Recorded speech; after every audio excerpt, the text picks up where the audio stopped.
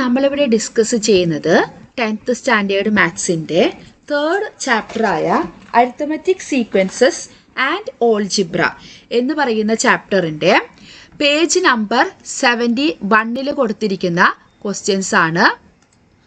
അതിൽ നമ്മൾ ഫസ്റ്റ് ക്വസ്റ്റ്യനും സെക്കൻഡ് ക്വസ്റ്റ്യനും ഓൾറെഡി ഡിസ്കസ് ചെയ്തതാണ്. അപ്പോൾ നമുക്ക് 3rd ക്വസ്റ്റ്യൻ എന്താണെന്ന് നമുക്ക് ഈ വീഡിയോയിൽ ഒന്ന് ഡിസ്കസ് ചെയ്യാം. Find the sum of all multiples of 9 among 3-digit numbers.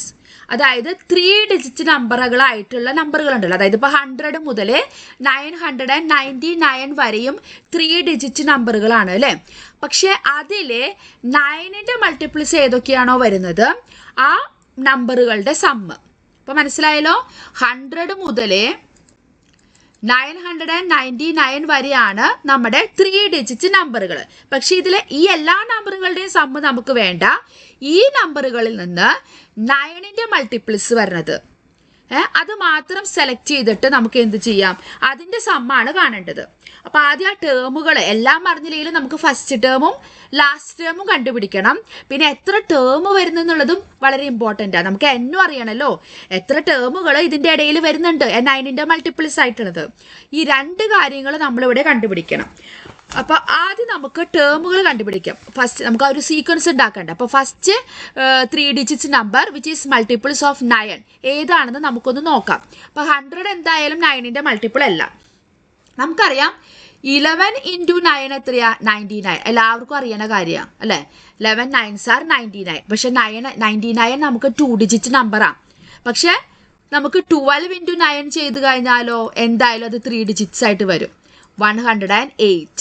അത് നമുക്ക് എന്താണ്, 9ൻ്റെ മൾട്ടിപ്പിളും ആണ്. അതാണ് ഫസ്റ്റ് 3-digit വരുന്നത് അല്ലേ. 100ന് ശേഷം വരുന്ന ആദ്യത്തെ 3-digitലുള്ള 9ൻ്റെ മൾട്ടിപ്പിൾ 108 ആണ്. ഇത് എത്രാമത്തെ ടേം ആയിരുന്നു, 12th ടേം, അതായത് നമ്മുടെ x12. അതും പ്രത്യേകം ശ്രദ്ധിക്കണം, കാരണം നമുക്ക് അവിടെ n കണ്ടുപിടിക്കാനുള്ളതാണ്.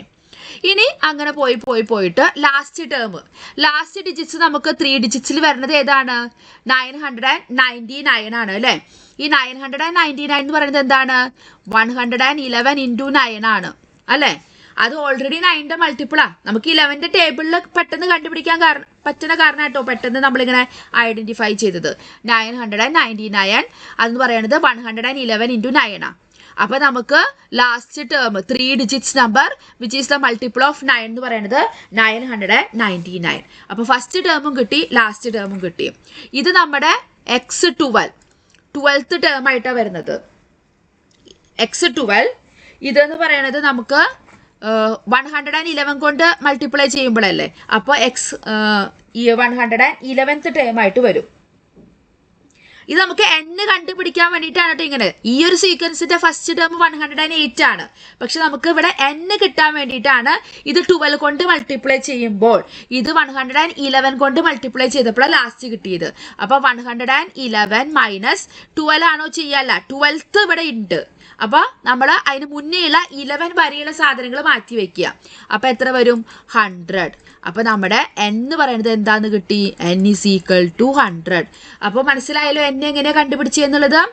12th കൊണ്ട് മൾട്ടിപ്ലൈ ചെയ്യുന്ന ടേമാണ് 108. 111 കൊണ്ട് മൾട്ടിപ്ലൈ ചെയ്തപ്പോഴാണ് നമുക്ക് എന്ത് കിട്ടിയത്, 999 കിട്ടിയത്. അപ്പം അതിൻ്റെ ഇടയിൽ ആ 1 to 11 വരെ മൾട്ടിപ്ലൈ ചെയ്ത ടേമുകൾ ഇതിലില്ല. അപ്പോൾ അതൊന്ന് ജസ്റ്റ് ഒന്ന് മൈനസ് ചെയ്തു. അപ്പോൾ എത്ര കിട്ടി, 100 ടേംസ്. അപ്പോൾ ഈ ഒരു സീക്വൻസിലുണ്ട് നമുക്ക് കിട്ടി. n കിട്ടി, ഫസ്റ്റ് ടേം കിട്ടി, ലാസ്റ്റ് ടേം കിട്ടി. ഇനി നമുക്ക് ഈസി ആയിട്ട് സമ്മ് കണ്ടുപിടിക്കാമല്ലോ. Sum is equal to half into എന്താ formula, half into n into x1 + xn, first term plus last term. അപ്പോൾ ഹാഫ് ഇൻറ്റു n 100 ആണ്.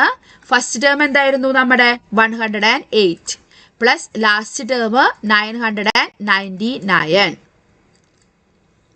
അപ്പോൾ ഇവിടെ നമുക്ക് ഇവിടെ നമുക്ക് 2 1 ടൈംസ് 100ൽ 2 50 ടൈംസ്, പിന്നെ 50 ഇൻറ്റു ഇത് നമുക്ക് ആഡ് ചെയ്യുമ്പോൾ എന്ത് കിട്ടും,